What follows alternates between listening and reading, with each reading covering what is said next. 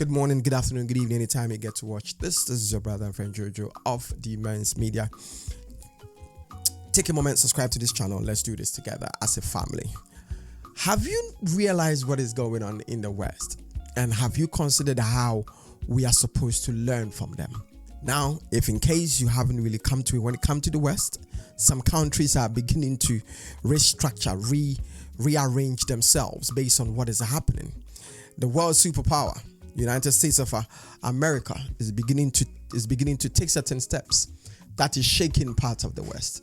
They're making certain decisions that seem to be not really affecting some parts of the West, but is getting them to think, because United States of America is taking certain steps when it comes to the way they have been trading with the world, with the world, and what it is that they've been given to some parts of the world. They are reconsidering all these things.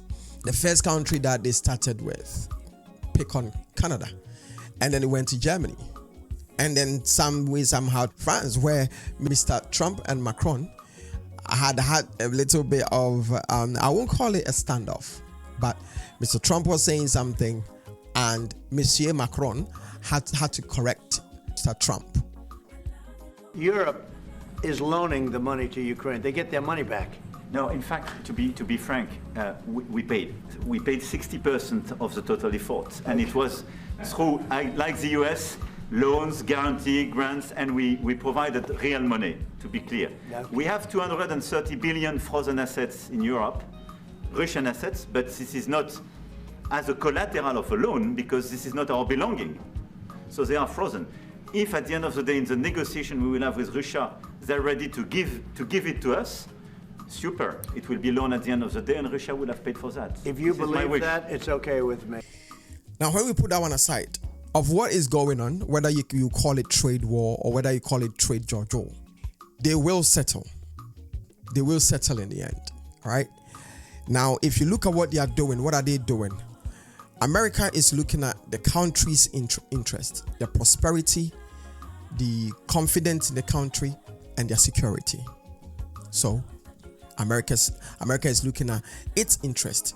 Canada is looking at its interest, not looking forward to any other country taking advantage of them. Germany is doing the same thing. France will be doing the same thing. China doing the same thing.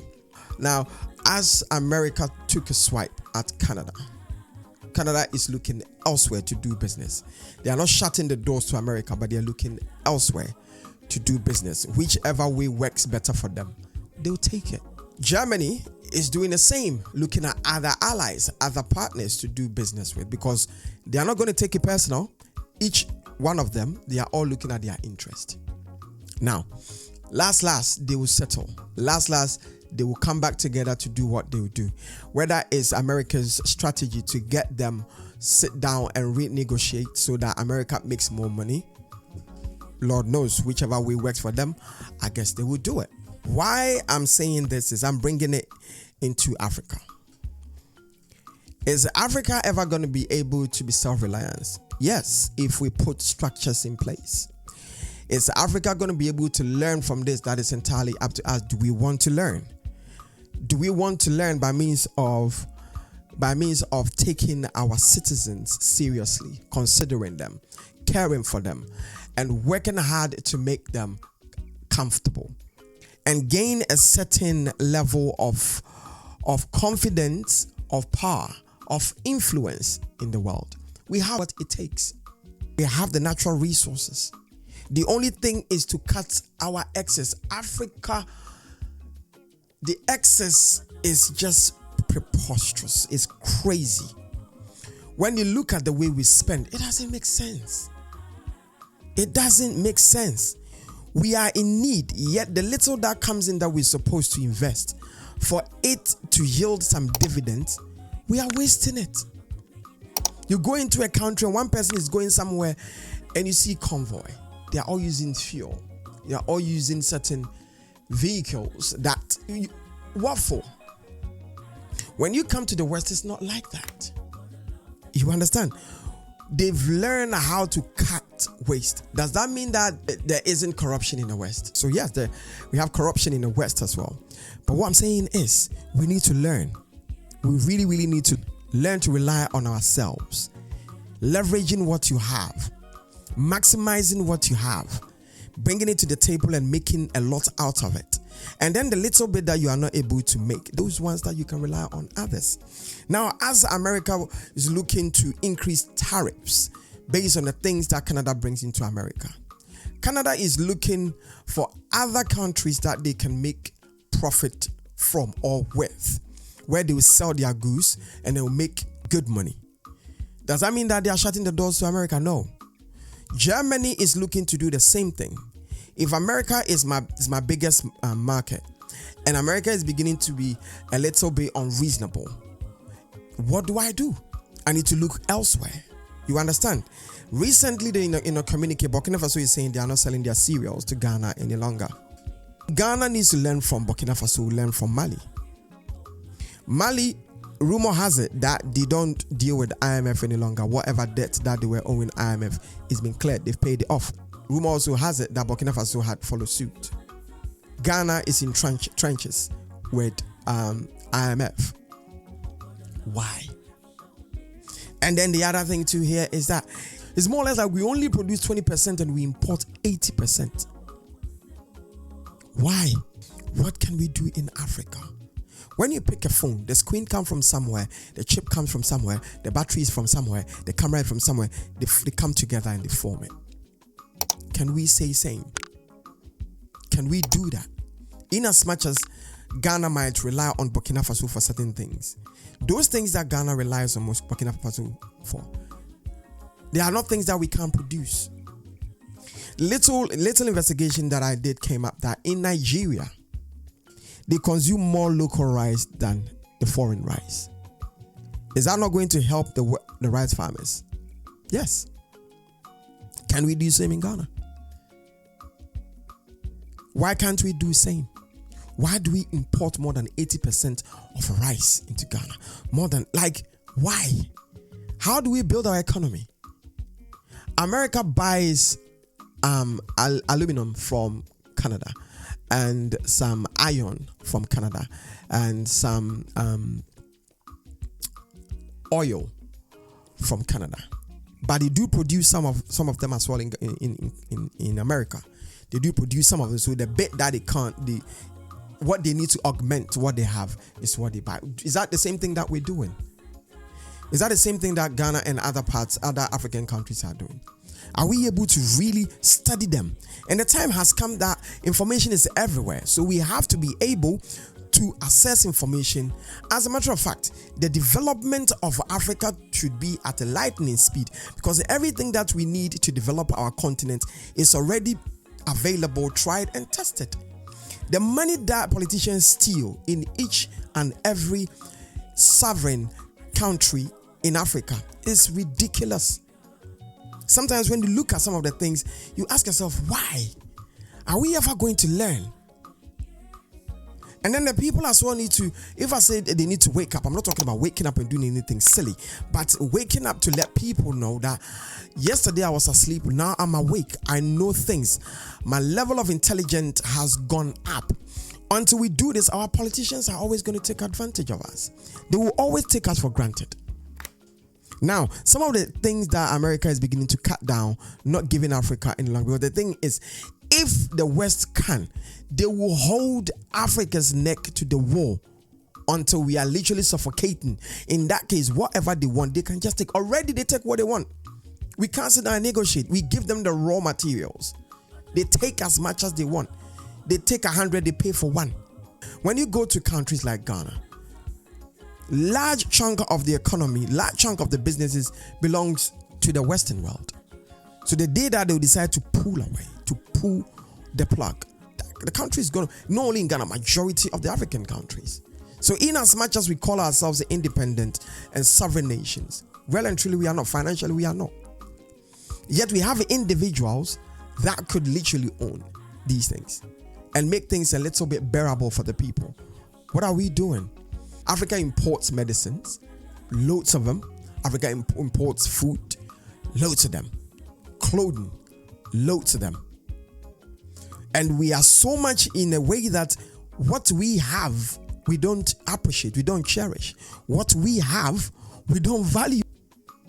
But the saddest thing here is the world will come and take something, bring it here, structure it, bring it back to us, sell it times 1,000, and we will be rushing for it. We will be, it's from UK, it's from America, it's from Japan, it's from China, it's from Germany.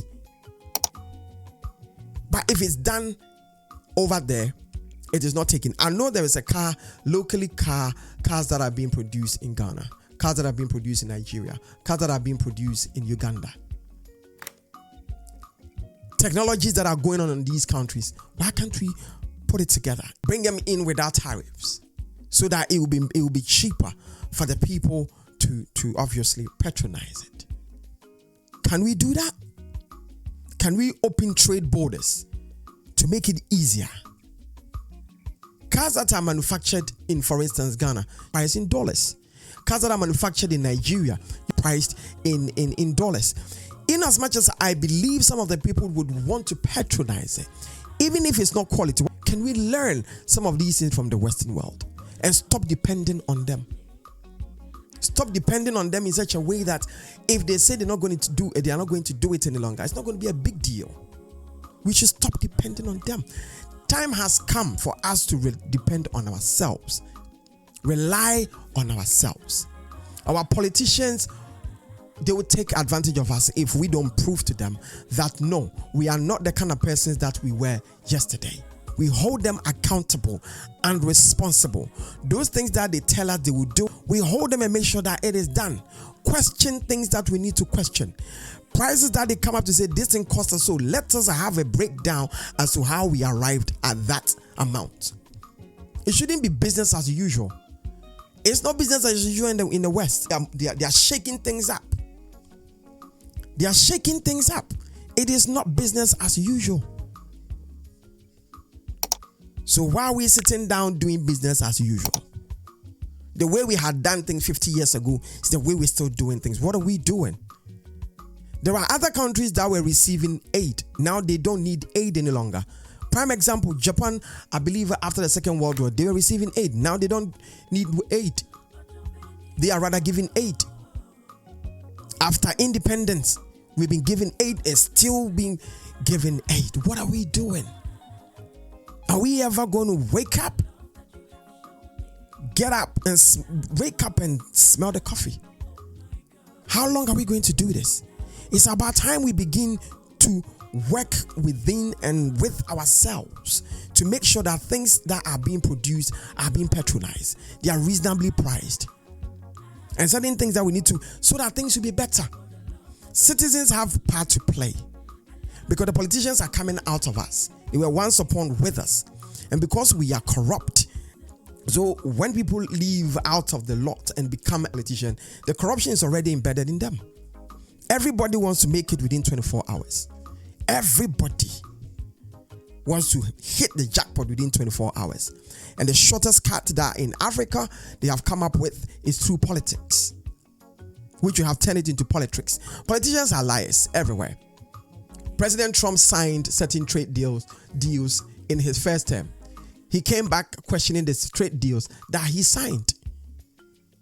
I believe it's like that in all other parts of the world. They say one thing today, give them a couple of years, and they come back saying the opposite and blaming what they had said. I don't know whether they forget it or whatever. But what it is that what can we learn from the West? The West has built their economies. Yes, they may have stolen a lot from Africa and some parts of the world to build theirs. But do we still have what it takes? Yes, we do. All what it is to be wise when it comes to our spending. You hear one government giving huge chunks of money to a company to build something. The company will not build that thing. The money too will not come back. And then business as usual, the person gets away with it. But if a business comes in and the government breaches its contract, that business is able to sue the government for a lot of money, judgment debt they call it. Most of these are Western countries. They come from the Western world. Are we going to keep on doing this? How many Africans are able to go into the Western world to bid for lucrative contracts? They come. They come to bid and they take it. As a matter of fact, we call them in. We called them in. Are we saying that we don't have competent enough persons in our individual countries to execute certain contract? Yes, we could say, yeah, we need the experts and stuff like that. So sometimes we need to step out. Yes, okay, good, I understand. But as the people come in, are we able to get them to train our people to take after them when they are gone? Let me give you an example. For instance, America or Canada, or I don't know which country, which Western country helps us with medicines like malaria, anti-malaria drugs, and medicine for cholera and stuff. So let's say America does it, and today they pull the plug. How many people are going to die? But if you look at it, malaria, what causes malaria? Filth. What causes cholera? Listen, correct me if I'm wrong. I believe it's filth as well. Could we do something about filth? Yes, we can. Are we going to do it? Because if filth produces these sicknesses, and then these sicknesses are having a toll on the government's budget, pushing the government to go elsewhere and seek help and ask for help, then let's do something about it. So we, the citizens, will keep our surroundings the way it ought to be kept, to reduce government spending. Already, I don't think countries in Africa are able to collect revenue as much as they are supposed to. We, the citizens, we have part to play to build our continent, to prevent mass economic migration. And then the government too have a part to play. And we have to hold them accountable and responsible. Let us learn from the West, whether we like it or not. They have left us and they are way gone. We can catch up, or we can get closer by learning from them and by re-strategizing and rethinking and putting things together and doing things differently from the way we had done things. It should not be business as usual. Things has got to change. By the end of the day, I'm ranting on Jojo here. What do I know? It's still my take. Take a moment and subscribe to this channel, like it, share the video, and let's build this community together. You have yourself a good day.